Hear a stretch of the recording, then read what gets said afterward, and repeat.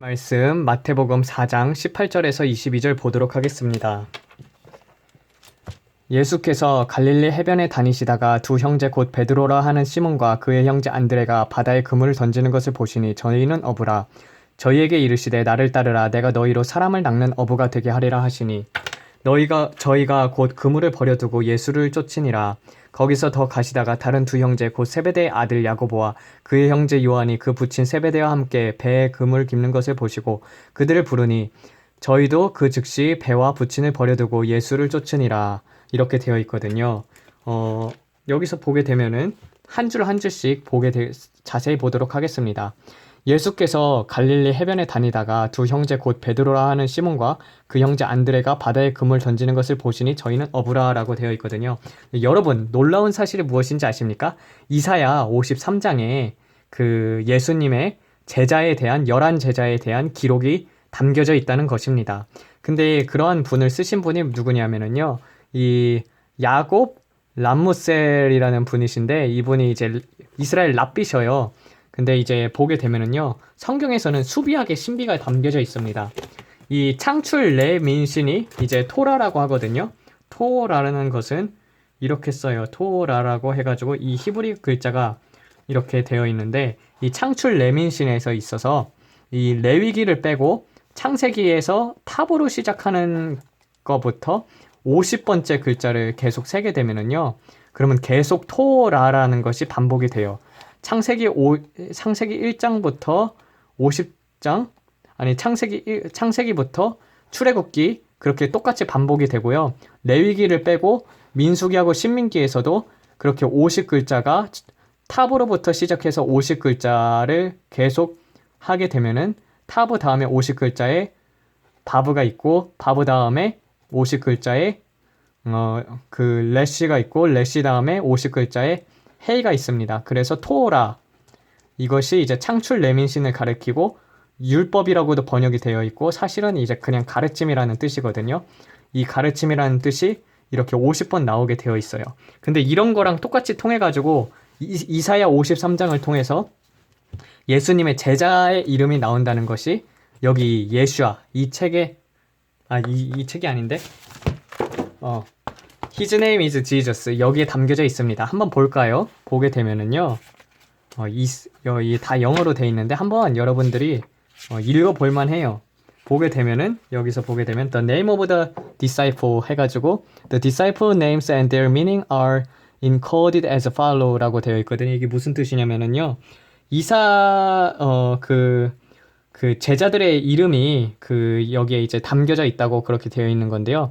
피터 즉 시몬이 이제 시몬이거든요. 시몬 베드로인데 그래서 카파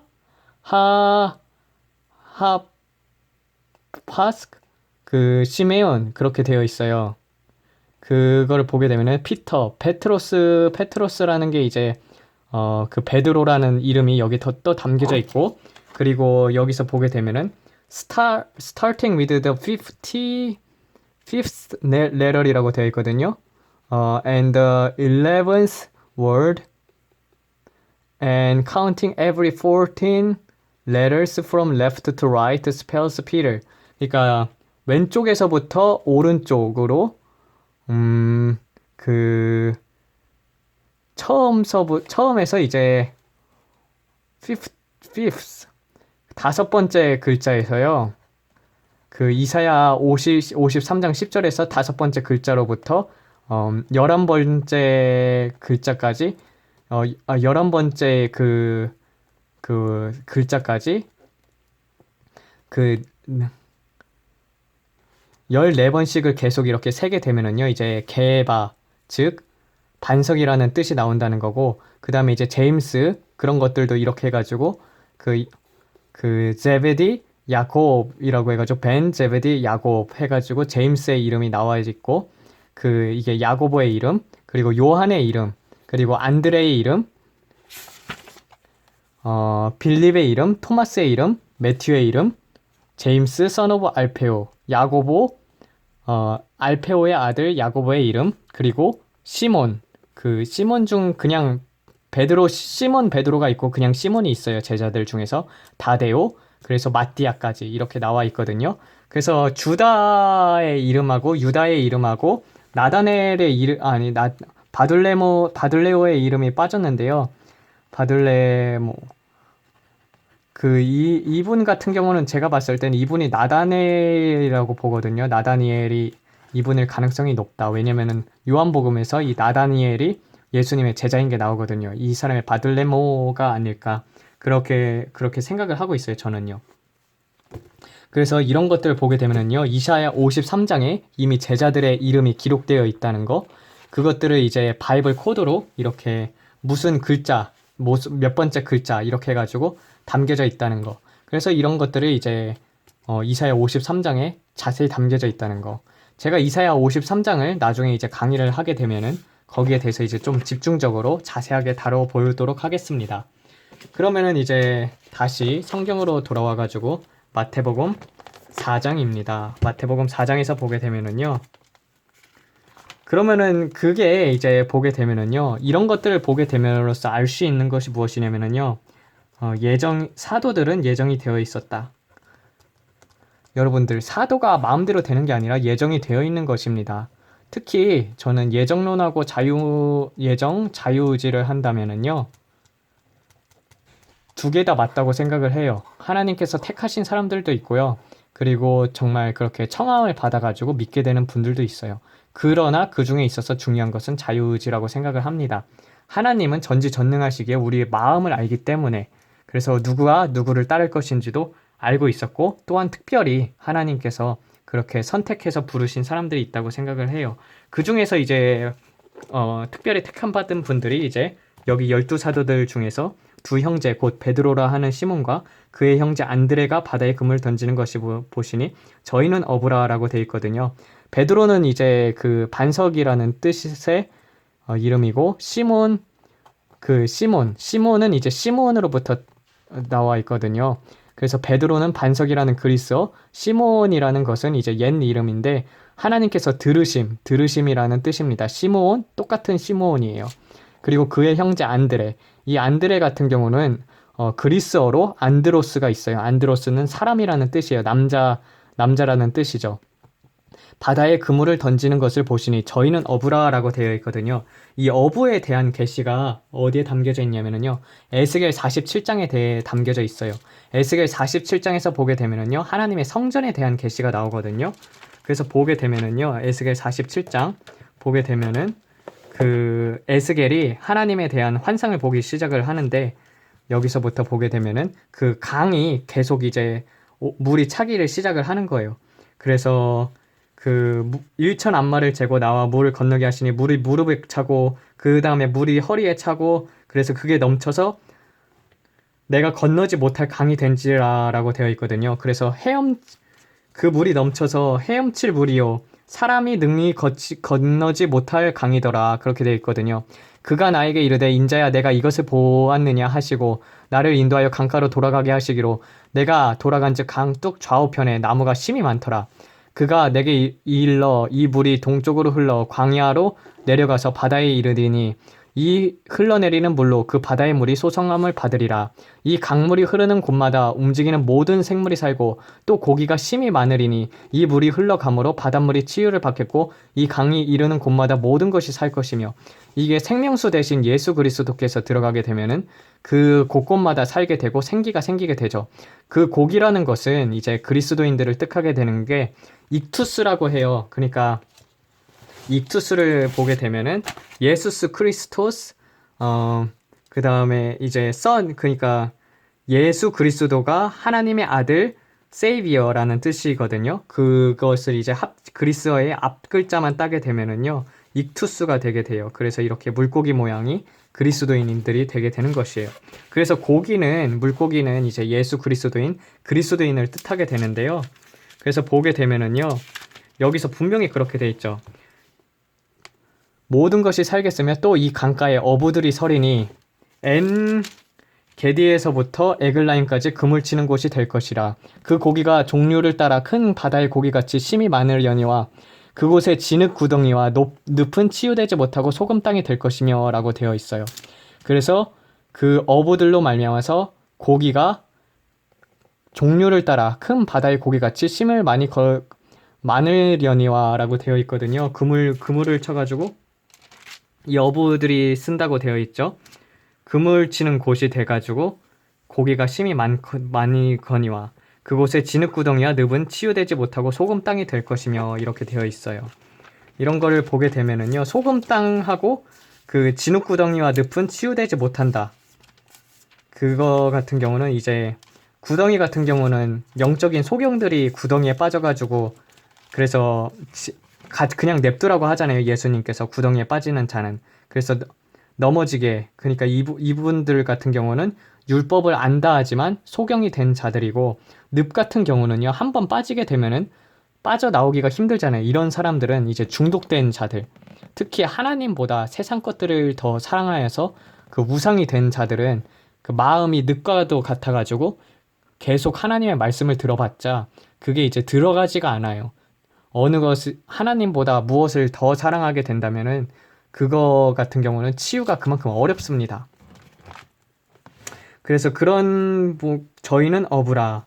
그래서 이 생명나무, 생명강, 생명수강, 생명수 강가에 이제 어부들이 많이 서게 된다는 뜻은 그만큼 이제 그걸 이제 에스겔이 환상으로 본 거거든요. 환상으로 봤을 때 그만큼 이제 많은 어부들이 있다는 것은 또 하나님께서 부르신 이제 사역자분들로 인해서 그 고기가 넘칠 것이라. 그 고기들은 이제 그리스도인들이 넘칠 것을, 성전에 그렇게 그리스도인들이 넘칠 것을 이제 또한 비유로서 하나의 그런 것들을 보여줍니다.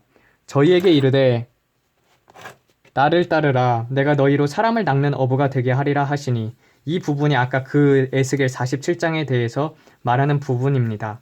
근데 이 말씀을 여러분들도 받으셔야 해요. 왜냐면 그리스도인의 사명은 그리스도의 향기를 내뿜는 것이고, 또한 하나님께 영광을 돌림으로 말미암아서 그런 것들을 사람들이 보고 그리스도께 돌아오게 하는 것은 여러분 모든 그리스도인들의 사역의 하나 한 부분입니다. 그래서 여러분들을 통해서, 전도를 통해서 하나님을 만날 수 있는 사람들이 많아지기를 예수님 이름 받들어 기도드렸습니다. 그래서 저희가 곧 그물을 버려두고 예수를 쫓으니라. 거기서 더 가다가 다른 두 형제, 곧 세베대의 아들 야고보와 그 형제 요한, 그의 부친 세베대와 함께 배에서 그물 깁는 것을 보시고 그들을 부르시니라고 되어 있거든요. 세베대라는 뜻 자체는 삽디라는 뜻으로 여호와께서 주심이라는 뜻이에요. 그의 아들 야고보 같은 경우는 이 야고보가 그리스어로는 야곱이거든요. 야곱. 아니, 히브리어로는 야곱이에요. 그래서 똑같이 야곱을 야고보라고 쓴 거예요. 야곱은 이제 그 뒤꿈치, 팔꿈치를 잡은 그런 것의 뜻이죠. 그 형제 요한이라는 것은 이제 헨이라고 해가지고 은총을 받은 자라는 뜻이거든요. 그의 부친 세베대와 함께 배에 그물 깁는 것을 보시고 그들을 부르시니. 그러니까 이게 참 웃긴 상황인 게 뭐냐면은요. 자, 잘 보세요. 이렇게 배에서 이제 그물을 깁고 있었잖아요. 그물을 이렇게 따가 쳐가지고 깁고 있었는데, 여기서 보면은 야곱이 있었고, 야고보, 그리고 요한이 그물을 이렇게 깁고 있었고, 거기에 이제 아빠도 있는 거예요. 아버지도 이렇게 서가지고 그물 깁는 것을 같이 있었어요. 근데 이 상태에서 두 형제 야고보하고 요한을 부르니 저희도 그 즉시 배와 부친을 버려두고 예수를 쫓으니라.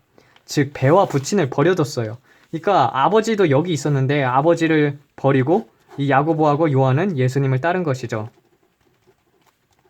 그러니까 이분들은 예수님을 보자마자 그 즉시 예수님이 그리스도인지 알았어요. 그리고 시몬 베드로도 마찬가지로 예수님을 보자마자 주여 나를 떠나소서 나는 죄인입니다. 그러니까 그 거룩함을 보고 이 사람들은 이제 하나님이 아들인 것을 그냥 그 즉시 하나님의 계시로 말미암아서 알게 된 것이죠. 근데 이런 분들은 보게 되면은 어부들이잖아요.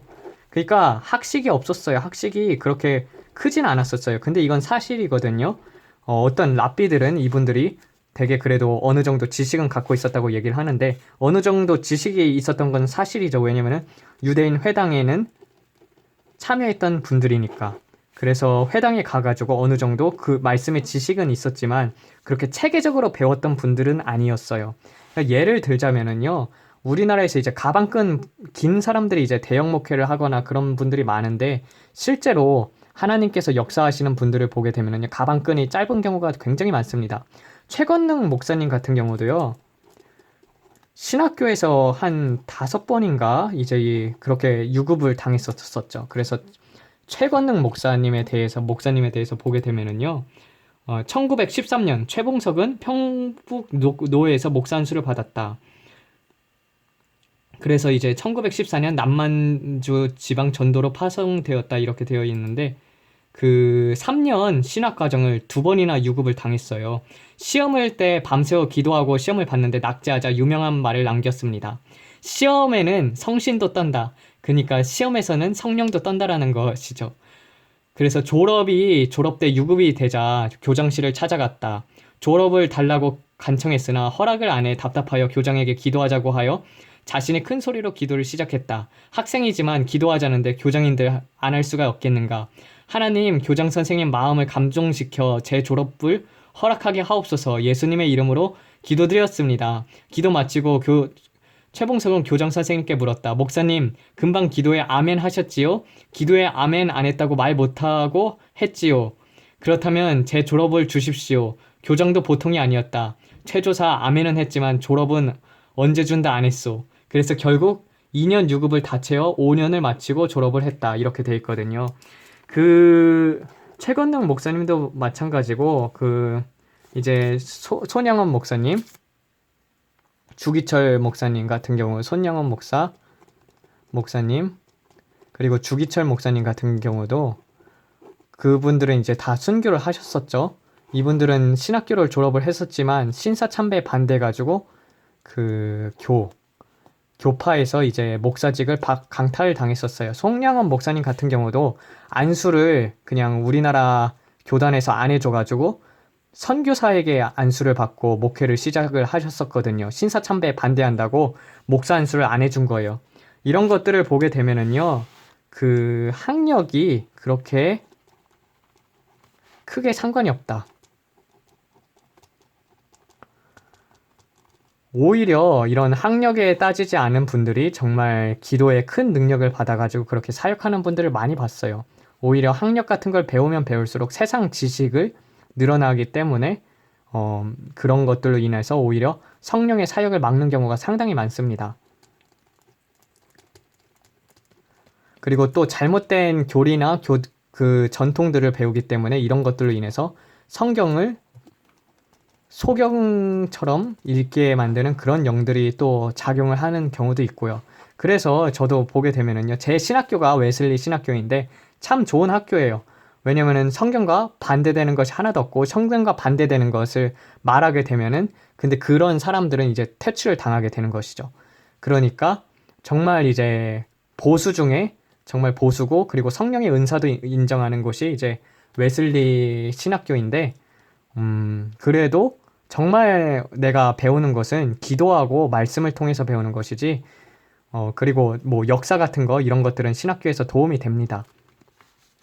그래서 보게 되면은 정말 그렇게 이제 가방끈이 짧은 사람들이 많았다는 거. 그래서 성경을 보게 되면은 바리새인들하고 사두개인 같은 경우는 가방끈이 되게 높았죠. 그래가지고 막 우리나라로 따지자면 교단도 빵빵하고 대형교회 목사님들. 그렇지만 하나님께서 그런 것들보다는 정말 그 사람들의 마음을 보고 그렇게 제자들을 뽑으셨다는 것이에요. 그러니까 여러분들도 굳이 그렇게 신학교 같은 거를 안 나온 분들이라고 할지라도 정말 하나님으로부터 그런 권능을 받아서 사역을 할 수 있음을 여러분들에게 미리 말해 드립니다. 그리고 오히려 신학교에 가가지고 머리는 뜨거워지고 가슴은 차지는 경우가 상당히 많아요. 그래서 그런 것들 좀 조심을 하셔야 해요. 그리고 요새 신학교들 보니까 문제가 많더라고요. 뭐 동성애도 인정하는 신학교들도 참 많은 거 보면은 한국이 참 문제인 것 같아요. 그래서 그런 것들을 보시고 저희도 그 즉시 배와 부친을 버려두고 예수를 쫓으니라 라고 되어 있거든요. 여러분 이 부분에 대해서는요. 어디랑 똑같은 것 같아요. 어디랑 같냐면은 이제 아브라함에 대해서 이제 창세기 12장에 똑같이 나와 있어요. 창세기 12장에 보게 되면은요. 부르심을 받았을 때 아브라함에게 부르심을 했을 때 보면은 여기서 보게 되면은 여호와께서 아브라함에게 이르시되 너는 나의 본토와 친척 아비집을 떠나 내가 내게 지시할 땅으로 가라. 내가 너로 큰 민족을 이루고 너는 복을 주어 내 이름을 창대케 하리니 너는 축복이 될지라 라고 되어 있거든요. 너는 너의 본토와 친척 아비집을 떠나. 똑같이 세베대의 아들들도 아버지가 같이 있었음에도 불구하고 아버지하고 배를 버려두고 떠났어요. 그러는 것 자체가 이제 육의 아버지하고 영의 아버지인 것을 보여줍니다. 그래서 육의 아버지, 영의 아버지, 즉 하나님 아버지께서 그렇게 이제 정말 그 이제 혈육에 대해서 이제 분명히 이제 하나님은 부모님께 그렇게 공경하길 원하시는 것은 사실이에요.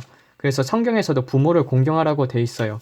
그렇지만 성경에서 또 한 번 말하는 것은 이제 예수님께서 말씀하시길 나보다 아버지를 사랑하는 자도 제자가 될 수 없고 어머니를 더 사랑하는 자도 제자가 될 수 없고 아내를 더 사랑하는 자도 제자가 될 수 없다고 돼 있거든요. 그래서 첫 번째가 하나님이 되어야 해요.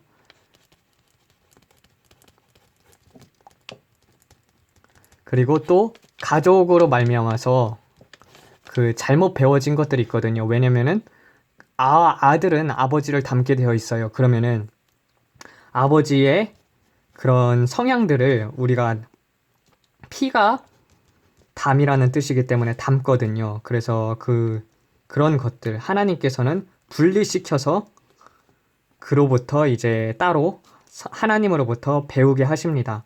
그래서 이런 것들로 가계의 저주들 그리고 잘못 배워왔던 옛 습관들 이런 것들을 이제 끊게 하시는 거예요. 저도 보게 되면은요. 저희 아버지가 밑에서 이렇게 저도 한 19년 동안 같이 살았었죠.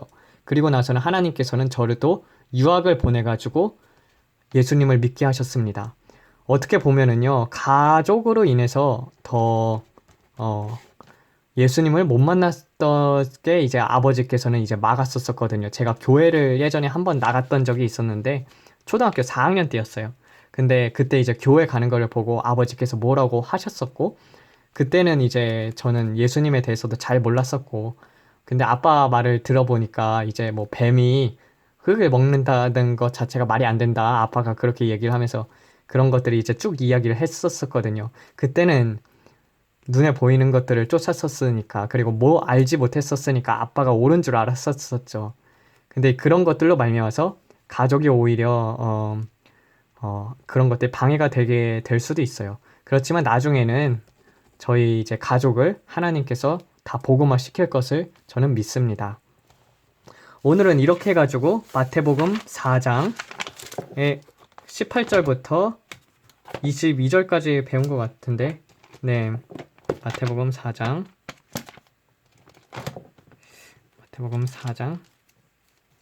18절부터 22절까지 배워봤습니다. 아버지 하나님, 주님, 나를 따르라. 내가 너희로 사람을 낚는 어부가 되게 하리라 하였던 것처럼 우리가 주님만을 따르게 될 때 생명에서 생명으로 인도할 수 있습니다. 예수님이 우리 안에서 내재하시고 그 예수님의 향기로 말미암아서 예수님만을 높이는 자들 될 수 있도록 도와주시옵소서. 이 모든 말씀 우리 주 예수 그리스도로 받들어 기도드렸습니다. 아멘.